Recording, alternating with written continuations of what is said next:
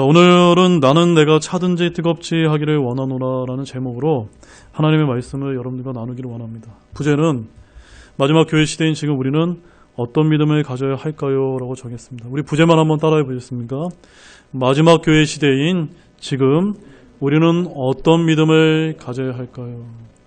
여러분 어떤 믿음을 가져야 할 거로 생각이 되어지십니까? 오늘 본문 말씀 제목 그대로 여러분이 그런 믿음을 가지면 된다는 것을 여러분에게 강조를 드리겠습니다. 오늘은 라오디게아 사람들의 교회에 대한 말씀을 이제 집중적으로 살펴보기를 원합니다.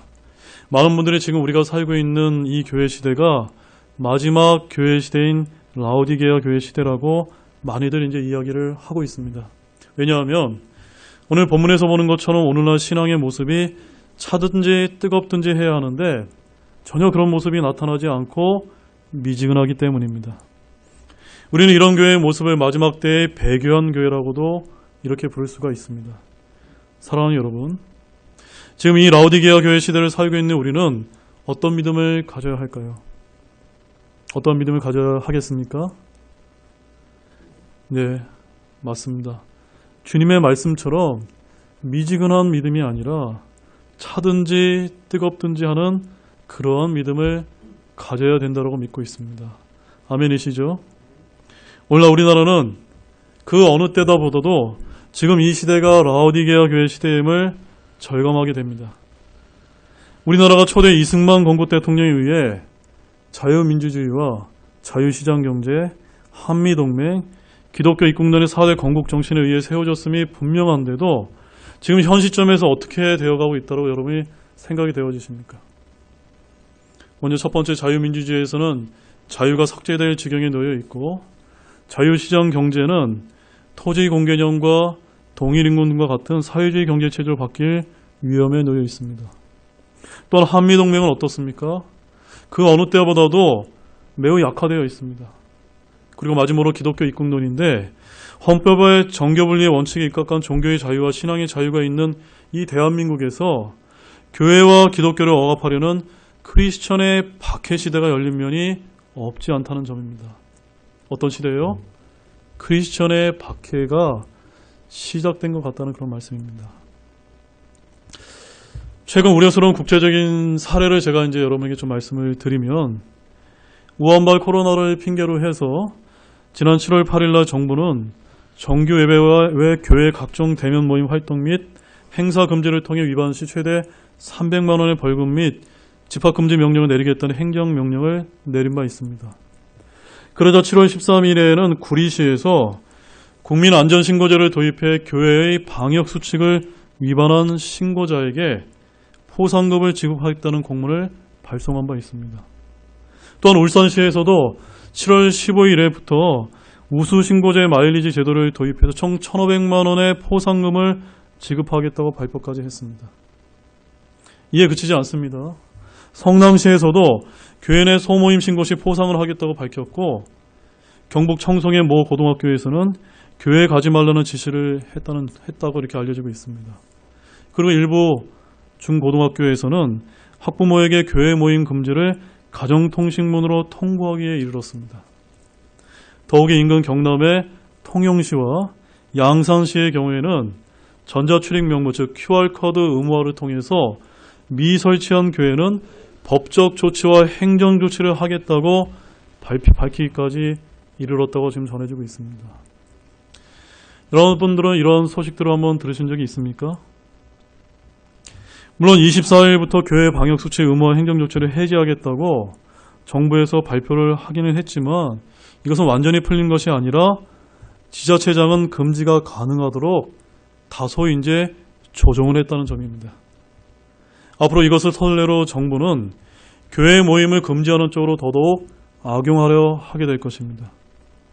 올해 2월철에 모 원내대표는 총선 이후에 토지공개념, 종교와 언론 등 패권을 재편하겠다고 한 언론과의 인터뷰에서 밝힌 바 있는데 이는 정부가 교회를 탄압해서 교회의 세력을 약화시키는 의도가 분명해 보인다고 제가 여러분에게 강조를 해드린 바 있습니다.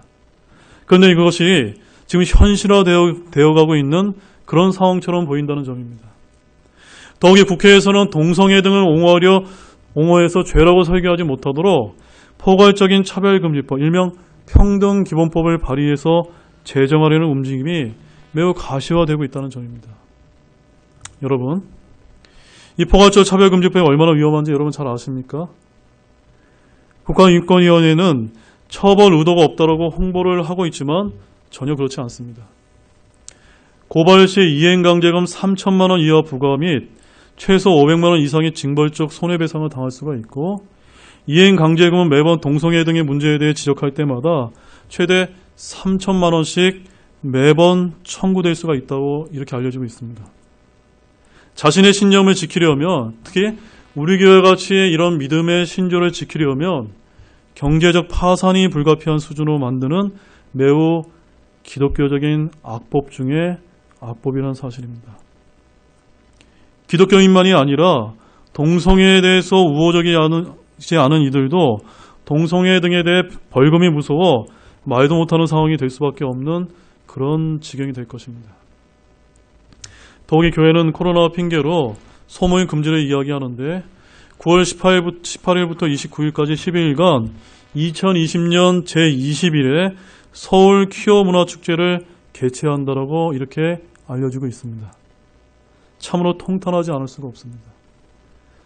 교회는 어떻게든 방역수칙을 지키려 애쓰는데 정부와 지자체는 소돔의 죄악된 풍조를 방조하고 있기 때문입니다.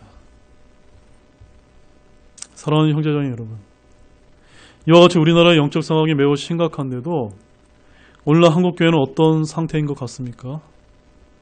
최근에서야 대형교회 교계 지도자들이 나서서 한 목소리를 내기 시작했지만 이러한 상황을 타개시키기엔 너무 늦은 시점이라 상황이 녹록치 않습니다. 아직도 세상 정부가 하나님의 말씀과 충돌되는 세상법과 행정명령을 통해 교회를 억압하려 해도 오히려 이에 교회는 순응하는 양처럼 굴고 있다는 점입니다. 교회는 세상법을 자발적으로 준수하려고 애쓰지만 하나님의 말씀에 위배되는 것은 노라고 선포해야 되는 교회가 아닐까요? 여러분 아멘이십니까? 그런데도 어떤 목사님들은 다음의 구절들을 많이 인용해서 진리를 외면하고 있다는 점입니다. 우리 로마서 13장 1절로 3절까지 말씀 한번 찾아보시겠습니다. 모든 어는 더 높은 권력들에 복종할지니 하나님으로부터 나지 않은 권력이 없으며 이미 있는 권력들도 하나님께서 임명하셨느니라. 그러므로 누구든지 권력에 거역하는 자는 하나님의 규례를 거역하나니 거역하는 자들은 스스로 정죄를 받으리라. 치리자들은 선한 일이 아니라 악한 일에 대하여 두려움이 되나니 그런즉 내가 권력을 두려워하지 아니하려느냐. 선한 일을 행하라. 그리하면 내가 바로 그에게 칭찬을 받으리라. 자, 사랑하는 여러분, 이 말씀을 여러분이 아주 정교하게 이제 보실 필요가 있습니다. 이 말씀대로 교회와 성도는 세상 정보를 하나님께서 임명하셨음을 인정하며 그 권력을 거역하지 않는 것이 성경의 가르침이라고 그렇게 우리는 믿고 있습니다. 그런 이 말씀은 절대적인 것이 아니라 예외가 있음을 여러분들이 분명히 아셔야만 됩니다. 그리고 그렇게 가르쳐야 균형적인 말씀이 된다는 점입니다. 3절을 보시게 되면 치리자들은 어떤 일에 대해서 두려움이 되어야 됩니까?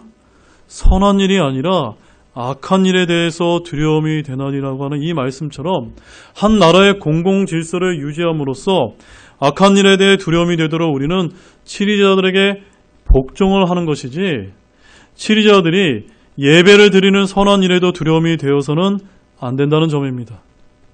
지금처럼 세상 권력이 헌법에 명시된 신앙의 자유를 억압하려 하는 것에서 두려움이 되어서는 절대로 안 된다는 것입니다.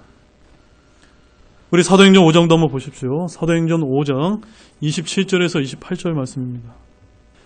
그들이 사도들을 끌어다가 공의 앞에 세우니 대제사장들이 그들에게 물어 이르되 너희가 이 이름으로 가르치지 말라고 우리가 너희에게 엄히 명령하지 아니하였느냐. 그런데 보라 너희가 너희 교리를 예루살렘에 가득하게 하였으며 또한 이 사람의 피를 우리에게 돌리고자 하는도다 하니라. 자, 여기 보시면요. 이 이름으로 가르치지 말라고 하니 이 이름이 어떤 이름입니까? 바로 갈보리 십자가에서 돌아가시고 부활하신 예수 그리스도를 가리키고 있는 말씀입니다. 당시 유대 사회에서 오늘날 의회의 역할 같은 사내들인 공회 앞에서 대제사장이 베드로와 사도들에게 복음을 전하지 말도록 명령을 내리고 있습니다. 그자 베드로가 이에 어떻게 응답을 했습니까? 29절 말씀 한번 보십시오. 이에 베드로와 다른 사도들이 응답하여 이르되 우리가 사람들보다 하나님께 순종하는 것이 마땅하니라. 어떻게 대답을 했습니까? 저와 여러분들이 사람들보다 하나님께 순종하는 것이 어떻다고요? 마땅하다라고 지금 이야기하고 있다는 점입니다. 베드로와 사도들은 공회 앞에서 어떤 모습을 보여주었습니까? 당당한 모습을 보여주었습니다. 세상 권력이 복음을 전하지 말라고 해도 그들은 사람들보다 하나님께 순종하는 것이 마땅함을 선포했다는 점입니다. 저는 이러한 모습이야말로 지금 이 시대에 우리가 본받아야 할 신앙 자세라고 그렇게 믿고 있습니다. 또한 이것이 오늘 본문에서 강조한 차거나 뜨거운 신앙 자세라고 믿어야 될 것입니다. 이처럼 저는 이것이 신앙의 그리스도인들이 오늘날 세상을 향해 취해야 올바른 자세라고 믿고 있는데 여러분은 그렇게 믿고 계십니까? 어떤 분들은 베드로와 사도들의 입장을 취하면 정교분리 원칙에 위배된다고 운운하면서 정치적인 입장을 취하면 안 된다라고 그렇게 이야기할지 모릅니다. 그러나 이것은 정치적인 입장이 결코 아니라는 점입니다. 정치적으로 우나 좌냐의 문제와는 아주 차원이 다른 상황입니다. 그런데도 오늘날 믿는 신자라고 하면서 복음을 전하지 말라고 해도 교회에서 성경 공부만 해도 신고당하는 그 법에 따라야 하지 않느냐라고 매우 모순되고 미지근한 태도를 취한다는 점입니다. 이 문제에 있어 사도 바울도 다음과 같이 언급을 하고 있습니다. 우리 갈라디아서 1장 10절 말씀 한번 가보시겠습니다. 내가 지금 사람들을 설득하느냐 하나님을 설득하느냐 혹은 사람들을 기쁘게 하려고 애쓰느냐 내가 아직도 사람들을 기쁘게 한다면 결코 그리스도의 종이 아니니라. 제가 여러분에게 질문을 드리겠습니다. 여러분 그리스도의 종이 되고 싶습니까? 그러면 어떻게 해야만 되죠? 사람들을 기쁘게 해서는 그리스도의 종이 될 수 없다는 점입니다. 바울은 사람들을 기쁘게 한다면 결코 그리스도의 종이 아님을 강조했습니다. 지금 우리들의 영적 상황은 하나님을 따르느냐 아니면 사람들을 따르느냐의 선택의 기로에 놓이게 된 것입니다. 지금까지 하나님의 은혜로 우리는 너무나 편안하게 복음을 전하고 교회를 오고 가는데 아무런 제약이 없는 신앙의 자유를 마음껏 누려왔습니다. 마치 공기와 물이 있어도 감사함을 모르듯이 신앙의 자유를 마음껏 누리고 있으면서도 매우 당연한 것으로 우리는 감사함을 없이 그렇게 생각을 하고 지내었다는 점입니다. 그러나 그런 신앙의 자유가 지금 침해받기 시작한 오늘날 교회에서 어떤 일이 일어나고 있습니까? 아니 앞으로 어떤 일들이 교회에서 일어나게 될 거라고 여러분이 생각이 되어지십니까? 우리 마태복음 13장 20절에서 21절 말씀도 가보십시오. 그러나 돌파 속에 씨를 받은 자, 곧 그 자는 말씀을 듣고 즉시 기쁨으로 그것을 받아들이나 속에 뿌리가 없어 잠시만 견디는 자니 말씀으로 인하여 환난이나 핍박이 일어나는 때에 그가 곧 실족하느니라. 저는 뒷부분이 매우 중요하다고 생각됩니다. 환난이나 핍박이 일어나는 때에 그가 어떻게 된다고 말씀을 하고 있습니까? 실족하게 된다라고 말씀을 하고 있습니다. 제가 이런 말씀을 보면서 오늘날 너무나 안타까운 마음이 들지 않을 수가 없습니다. 물론 여러 가지 이유 때문에 우리 교회를 이렇게 열심히 잘 나오시다가 지금 코로나가 터진 다음에 또한 정부에서 여러 가지 이제 소모임 금지 또한 이제 언론을 통해서 여러 가지 발표를 함으로 인해서 이 교회에 나오기를 굉장히 꺼려하는 그런 분들이 많이 이제 있다는 사실입니다. 물론 우리 교회는 그렇게 많이 있지 않지만 저희 수도권에 있는 교회를 가보게 되면 지금은 예배당에서 모이는 숫자가 3분의 1, 또 적게는 4분의 2 정도까지 줄어들었다고 이렇게 전해지고 있습니다. 평온할 때는 말씀을 듣고 기쁨으로 받았지만 그 속에 뿌리가 없는 분들이 실족해서 떨어져 나가고 있고 앞으로 더욱더 떨어져 나가게 될 것이라는 점입니다. 잠시만 견딜 뿐 말씀으로 인해서 환난이나 핍박이 일어나는 때에 인해 실족하게 될 것이라고 그렇게 말씀을 하고 있다는 점입니다. 저는 참으로 안타까운 것이 지금 일어나고 있는 이런 여러 가지 현상들은 핍박이나 억압이라고 불릴 수도 없는 그러한 정도인데도 이러한 정도인데도 이렇게 떨어져 나가는 성도분들이 많이 있는데 앞으로 주님께서 공중 강림하실 때 더 많은 핍박과 환난이 오게 되었을 때 과연 이 자리에 계신 분이 얼마나 남아 있을까? 저는 그런 것을 많이 생각해 보게 된다는 점입니다. 사랑하는 여러분, 여러분은 어떤 길을 택하시겠습니까? 끝까지 견뎌서 보상을 받는 순종의 길을 붙잡으시겠습니까? 아니면 보상의 손실을 받는 불순종의 길을 택하시겠습니까? 앞으로의 마지막 라오디게아 교회 시대는 두 가지의 길에서 분명히 영적인 선택을 강요받는 그런 세상이 올 것이 분명해 보인다는 점입니다. 그럴수록 교회는 교회대로, 성도는 성도대로 알곡과 가라지가 분리되게 될 것입니다. 여기서 우리 주님께서는 비유로 들어 말씀하신 알곡과 가라지의 비유를 잠시 들어보겠습니다. 우리 마태복음 13장 24절에서 29절 말씀도 이어서 함께 보겠습니다. 그분께서 그들에게 다른 비유를 들어 이르시되 하늘의 왕국은 마치 좋은 씨를 자기 밭에 뿌린 사람과 같으니라. 그러나 사람들이 잠든 사이에 그의 원수가 와서 곡식 가운데 가라지를 뿌리고 자기 길로 가매 잎이 나고 열매를 맺을 때 가라지도 보이거늘 이에 그 집주인의 종들이 와서 그에게 이르되 주여 주께서 주의 밭에 좋은 씨를 뿌리지 아니하였나이까? 그런데 가라지는 어디서 생겨나이까 하매 그가 그들에게 이르되 원수가 이렇게 하였구나 하니 종들이 그에게 이르되 그러면 우리가 가서 그것들을 뽑아 모으기를 원하시나이까 하거늘 그가 이르되 아니라 너희가 가라지를 모으다가 그것들과 함께 곡식까지 뽑을까 염려하노라. 물론 이 말씀은 교리적으로 하늘의 왕국인 천년왕국에 대한 말씀이지만 오늘은 영적으로 교회에 적용을 해보고자 합니다. 하나님의 원수인 사탄 마귀는 가라지를 뿌려왔습니다. 그리고 교회 시대의 끝에 다가온 이 시점에서 그 가라지가 두드러지게 나타난 것입니다. 그럼에도 주님께서는 종들이 그것들을 뽑아 모으기를 원하지 않으셨습니다. 왜냐하면 그것들과 함께 곡식, 즉 알곡까지 뽑힐까 염려하셨기 때문입니다. 근데 30절 말씀에서 더욱더 놀라운 말씀을 우리가 볼 수가 있는데요. 한번 보시겠습니다. 둘 다 수확 때까지 같이 자라게 두어라. 수확하는 때에 내가 거두는 자들에게 말하기를 너희는 먼저 가라지를 함께 모아 불태우게 단으로 묶되 곡식은 모아 내 곡간에 넣으라 하리라 하시니라. 둘 다 수확 때까지 같이 자라게 그냥 두라는 것입니다. 그러나 주님께서 수확하는 때가 되면 먼저 가라지를 함께 모아 불태우게 될 것이라고 경고하셨습니다. 저는 이러한 말씀을 읽을 때마다 매우 소름이 돋고 있습니다. 지금이 라오디게아 교회 시대로서 곧 주님께서 수확하신 때가 가까운 시기이기 때문에 알곡을 위해 가라지가 드러날 때를 기다리고 계신 것입니다. 우리가 이런 말씀을 알면 그 때를 준비할 수가 있습니다. 결국 선택은 여러분의 몫입니다. 누구의 몫이라고요? 여러분 각자의 몫이란 점입니다. 물론 이 말씀은 교리적으로 하늘의 왕국인 천년왕국에 관한 말씀이기 때문에 신약 성도의 우리들에게는 교리적으로 적용되지 않습니다.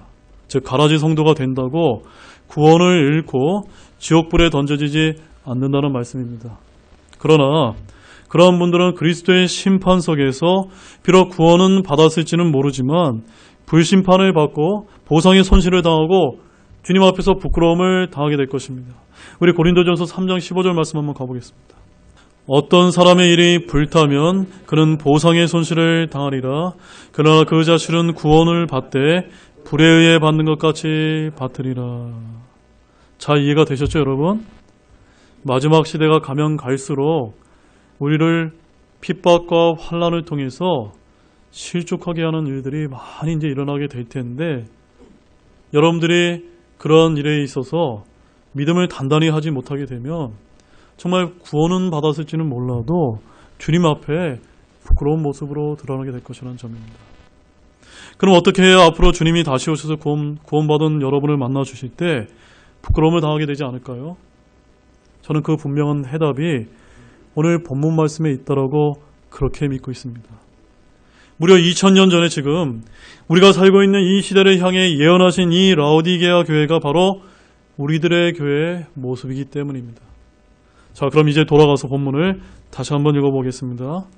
본문 말씀 요한계시록 3장 15절에서 16절 말씀입니다.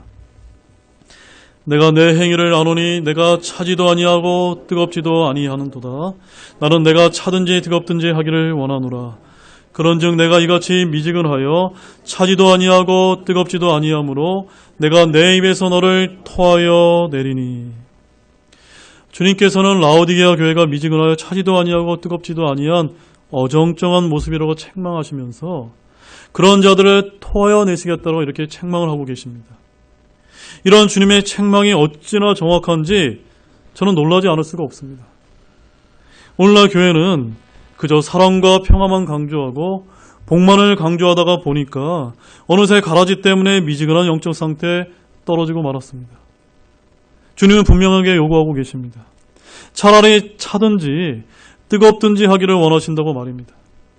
그런데 우리들의 믿음은 지금 어떠한 상태일까요? 뜨거운 상태이신가요? 아니면 차가운 상태이신가요? 주님은 미지근한 우리들의 믿음을 강하게 책망을 하고 있습니다. 그런데 원인이 없는 결과가 없듯이 이 라오디게아 교회는 왜 미지근해졌을까요? 그 원인은 17절 말씀에 있습니다. 10절 말씀을 보시면 이는 내가 이르기를 나는 부자라 내가 재산을 불렸으니 아무것도 부족한 것이 없다 하면서 내 비참한 것과 가련한 것과 가난한 것과 눈먼 것과 벌거벗은 것을 알지 못하였기 때문이다. 여러분, 이유가 무엇 때문입니까? 무언가 내가 부족함이 없다고 이제 느끼기 때문입니다. 그 원인은 나는 부자라 내가 재산을 불렸으니 아무것도 부족한 것이 없다고 생각하는 영적인 교만과 빈곤 상태에 있었기 때문입니다.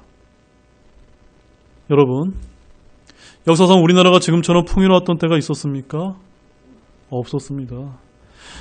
이것은 오늘날 현대교회의 물질 세속주의를 경고하는 말씀이 분명해 보입니다. 우리나라는 곳곳에 교회가 있고 큰 건물을 자랑하는 교회들이 굉장히 많이 있습니다. 그러나 이런 외적인 성장과 달리 속을 들여다보면은 내 비참한 것과 가련한 것과 가난한 것과 눈먼 것과 벌거벗은 것을 알지 못하기 때문이라는 말씀처럼 부끄러운 영적 상태이지 않을까 생각이 되어집니다. 우리 교회도 예외가 될 수 없습니다. 교회의 외양은 커졌지만 복음을 제대로 전하지도 않고 예수 그리스도의 향기가 사라졌으므로 세상의 부패를 방지하기 위해 소금의 역할을 다해야 할 교회를 오히려 세상 사람들이 걱정하는 시대가 되고 말았다는 점입니다. 왜 이렇게 되었을까요? 왜 이렇게 되었다고 여러분 생각이 되어지십니까? 원래 이 라오디게아라는 이 말의 뜻은요, 사람들의 권리 또는 정의라는 뜻을 가지고 있습니다. 문자 그대로 하나님의 권리에 대적하는 인간의 시민적인 권리로 특징 지어지는 것이 라오디게아 교회의 특징이라는 것입니다. 즉, 이 라오디게아 시대는 하나님, 즉 주 예수 그리스도의 권리란 온데간데 없는 마지막 교회 시대를 가리키는 것입니다. 그래서 주님은 요한계시록 1장에서 3장에 나와 있는 다른 6 지역교회들과 달리 이 7번째 마지막 교회에만 뭐라고 부르고 계십니까? 라오디게아 사람들의 교회라고 이렇게 부르신 것입니다. 주님이 머리 대신 교회라기보다는 사람들만이 중심이 된 사교 모임 같은 교회가 되었다는 뜻입니다. 그래서 개역성경에는 한번 여러분이 비교를 해보시면 라오디게아 교회라고 변개가 되어 있어서 그 의미가 축소가 되어 있습니다. 교회에서 예수 그리스도의 복음을 전하고 바른 교리의 말씀으로 그분의 삶을 담은 성화의 메시지가 선포되는 것이 아니라 그저 사람들의 귀에 듣기 좋고 편안한 메시지를 선포한 때문이 아닐런지요. 교회의 목적과 예배의 본질이 구원받은 하나님의 자녀들이 모여 오직 주님을 경배하는 것이 되어야 하는데 실상은 사람들을 끌어모아 세를 과시하기 위한 프로그램에 치중을 하지는 않았는지요. 그렇게 되다 보니까 어떤 분들은 그저 사업 목적 때문에 또는 어떤 분들은 자녀 교육 때문에 등등의 여러 가지 이유 등으로 교회를 선택함으로 인해서 교회의 본질적인 기능이 약화되어 버렸다는 점입니다. 지금 이 교회는 오히려 교회의 머리 대신 주님의 말씀에 따라 통제되기보다는 그저 사람들의 의견이 중심이 되어버린 그런 교회가 되어버렸다는 것입니다. 그래서 주님은 지금 어디에 계십니까? 문 밖에 주님이 서 계신다라고 지금 그렇게 말씀을 하고 계신 것입니다. 계시록 3장 20절 말씀 한번 보십시오. 보라, 내가 문에 서서 두드리노니 누구든지 내 음성을 듣고 문을 열면 내가 그에게로 들어가 그와 함께 만찬을 먹고 그는 나와 함께 먹으리라. 자, 이 말씀은 우리가 복음을 전할 때 많이 사용되는 그런 말씀이지만 사실은 이 말씀은 그런 뜻이라기보다는요, 오늘날 현대 교회들의 모습처럼 교회 안에 그리스도가 없는 영적인 빈곤 상태를 지적한 뼈아픈 말씀이 아닐 수가 없습니다. 그러면 우리는 늘 예수 그리스도를 주목하고 성령님께서 우리 교회 안에 임재하고 계신지를 부단히 살펴야만 됩니다. 그렇게 될 때 교회 내 인본주의 사상과 철학이 배제되고 주 하나님만을 온전히 높이는 참된 경배가 나타나게 될 것입니다. 자, 이 시점에서 저는 조금 더 한국 교회의 영적 현실을 조금 더 보여드리도록 하겠습니다. 우리나라는 남북한으로 유일하게 분단된 국가이기 때문에 더더욱 안보 현실을 직시하고 영적인 사상 무장을 느슨하게 해서는 안 되었습니다. 그럼에도 불구하고 신앙의 자유를 위해 피 흘려 쟁취한 믿음의 선조들과 달리 지금 우리들은 너무나 안일하고 미지근한 상태가 오래 지속되어 온 것입니다. 이것은 교회 목사들과 지도자들의 책임이 더 클 수밖에 없습니다.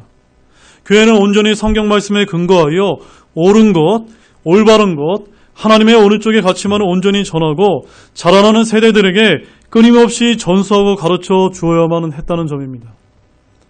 그런데 잘못된 사상과 철학에 오염된 자들을 가려내지 못하고 무분별하게 놔두었기 때문에 교회에 맡겨진 다음 세대의 양육을 철저히 하지 못한 데서 오늘날 교회의 위기가 직면한 것입니다.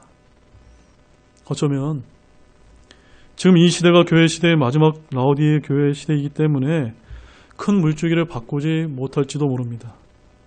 그러나 주님께서는 우리에게 두 가지 처방책을 제시해주고 계십니다. 첫 번째는 우리의 눈에 안약을 바르라는 것입니다. 우리 계시록 3장 18절 말씀 보십시오. 내가 내게 권고하노니 너는 내게서 불로 정지한 금을 사서 부유한 자가 되고 흰 옷을 사서 입어 내 벌거벗은 수치를 드러내지 말며 또 내 눈에 안약을 발라 볼지니라. 내 눈에 안약을 발라 볼지니라 라고 말씀하셨습니다. 안약을 바르라는 것은 저와 여러분의 세속적인 부유로 인해 제대로 된 영적 현실을 바라보지 못하는 영적 무지 상태를 고치라는 뜻입니다.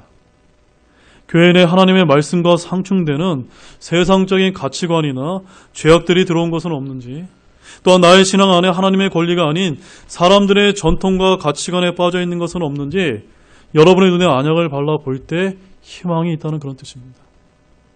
교회를 무너뜨리는 좌익사상, 즉 하나님의 왼쪽 가치가 들어와도 전혀 분간하지 못하고 정부가 교회를 억압하려 하는데도 이에 침묵을 하면서 위험을 알리지 않는 미지근한 영적 상태가 있을 때 여러분의 벌거벗은 수치를 볼 수 있도록 안약을 발라보라는 것입니다.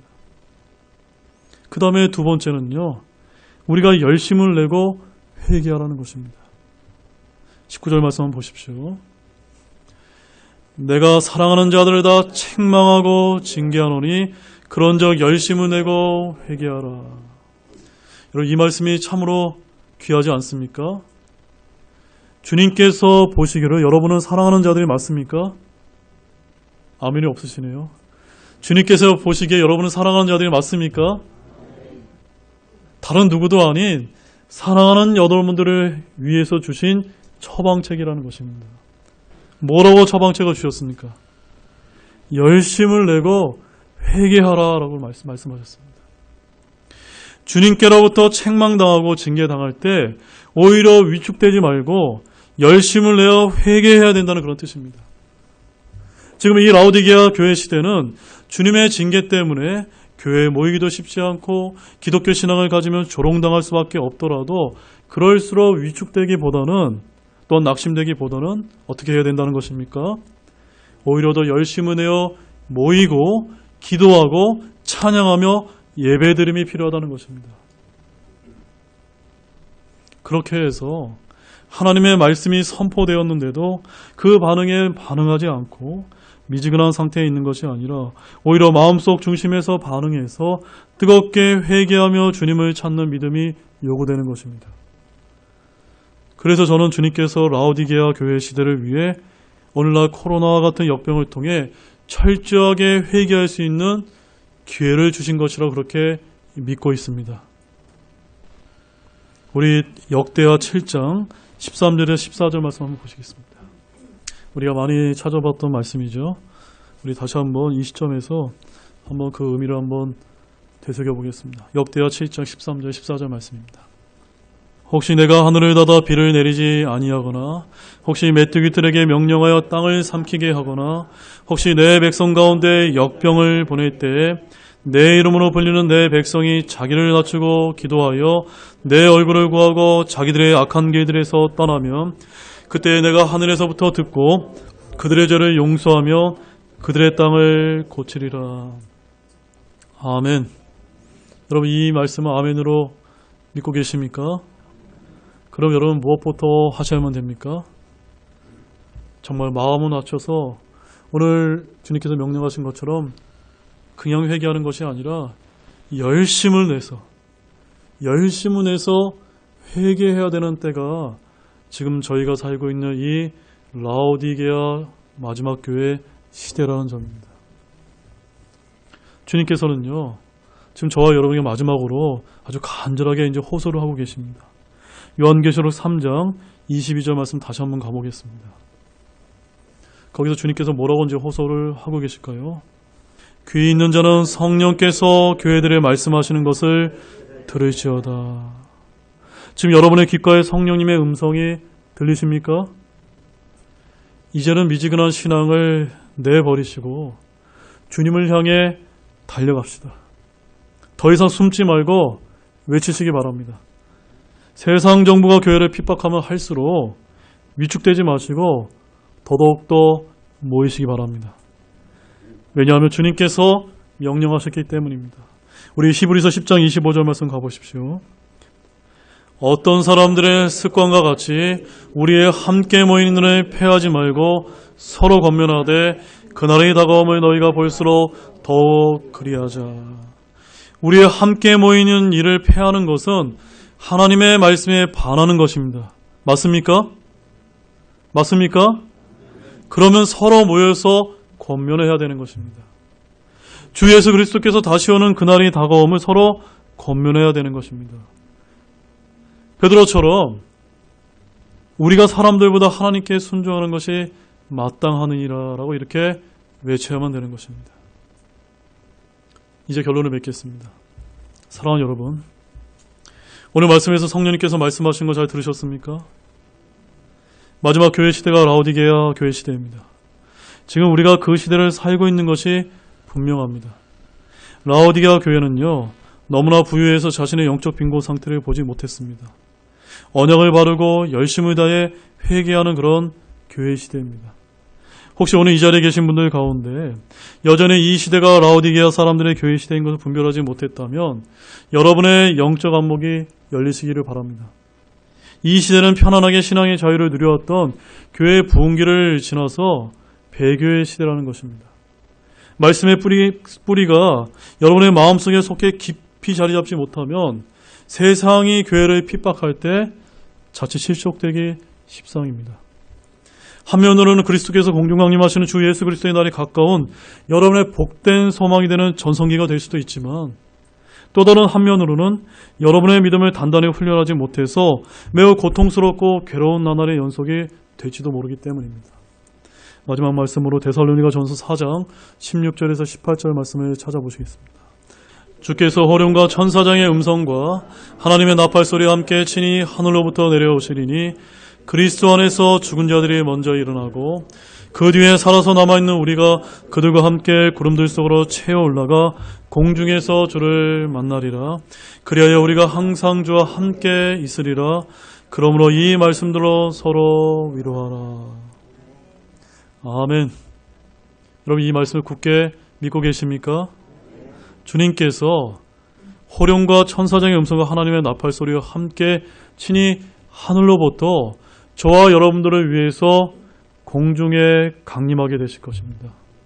그날이 멀지 않았습니다. 언제인지는 모르지만 그날이 멀지 않은 이 시점에서 우리는 이런 말씀들을 굳게 붙들고 있기 때문에 이러한 말씀들로 서로 위로하면서 모이기를 애쓰고 더욱더 영광이 진리로 함께 주님을 경배하면서 복음을 전해야 되는 것입니다. 참으로 코로나 때문에 언컨택트 시대가 되어서 모이기 힘들수록 저와 여러분 더 자주 모여서 이 말씀들을 서로 위로하면서 시간이 되찾기를 바라는 여러분이 되시기를 우리 주 예수 그리스도의 이름으로 축원드립니다. 우리 다 같이 일어나시겠습니다. 우리 다 같이 일어나셔서 우리 함께 기도하는 시간을 갖도록 하겠습니다. 말씀을 통해서 제가 여러분에게 선포해 드렸던 것처럼 지금 이 시대는 교회를 억압하고 환난과 핍박이 오는 그런 시대가 되었다는 점입니다. 앞으로 여러분에게는 더더욱더 하나님의 말씀에 반하는 여러 정책들과 이런 조치들로 인해서 더더욱 우리의 마음을 힘들게 하는 일들이 많이 이제 발생하게 될지도 모른다는 것입니다. 이럴 때 여러분의 마음속에 정말 주님께 한번 물어보시기 바랍니다.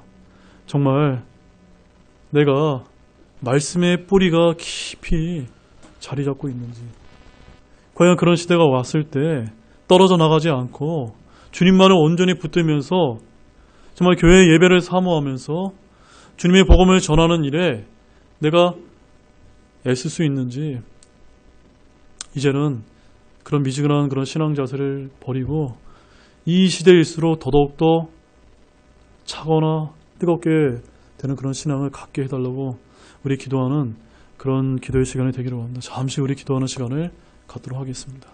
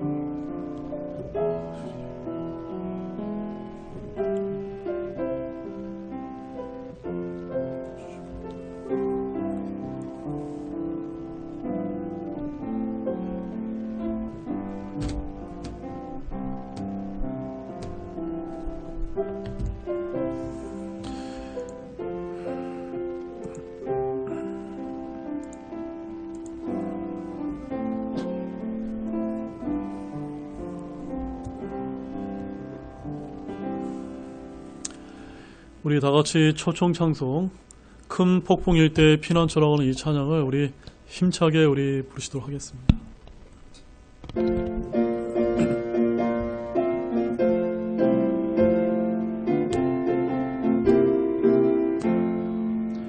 주 나의 반석 숨을 곳 그 폭풍일 때 피난처 큰 시험 몰아닥칠 때 큰 폭풍일 때 피난처 이 광야 같은 세상을 지날 때 날 지키네 주 예수 나의 반석이 되시니 나 염려할 것 없겠네 낮이나 깊은 밤이나 큰 폭풍일 때 피난처 두려움과 근심 임할 때 그 폭풍일 때 피난처 이 광야 같은 세상을 지날 때 나 지키네 주 예수 나의 반석이 되시니 나 염려할 것 없겠네 오 내게 안식 주신 주 그 폭풍일 때 피난처 늘 주님 내게 계시니 큰 폭풍일 때 피난처 이 광야 같은 세상을 지날 때 날 지키네 날 지키네 주 예수 나의 반석이 되시니 나 염려할 것 없겠네. 기도하고 오늘 주일 예배를 마치도록 하겠습니다. 하나님 아버지 너무나 감사를 드립니다. 하나님께서 2000년 전 이런 신약 성경에 있는 요한계시록 말씀을 통해서 지금 이 시대를 향해서 예언의 말씀을 해주셨고 지금 그 예언의 말씀이 실현되어 가고 있는 그런 시대를 살고 있음으로 인해서 얼마나 주님께 감사한지 모릅니다. 이 세상에 있는 사람들은 그 속에 주님의 생명이 없기 때문에 그저 불안하고 때로는 이 코로나와 같은 이런 역병일 때도 어찌할지 할 바를 몰라서 정말 두려움에 떨고 있지만 우리 믿는 그리스도인들은 이럴 때일수록 주님께서 오시는 날이 가까웠음을 저희들이 분별하면서 오늘 주님께서 우리에게 명령하신 이 말씀처럼 미지근한 신앙을 버리고 차든지 뜨겁든지 하는 이러한 믿음을 가질 수 있도록 명령해 주심에 인해서 얼마나 감사한지 모릅니다.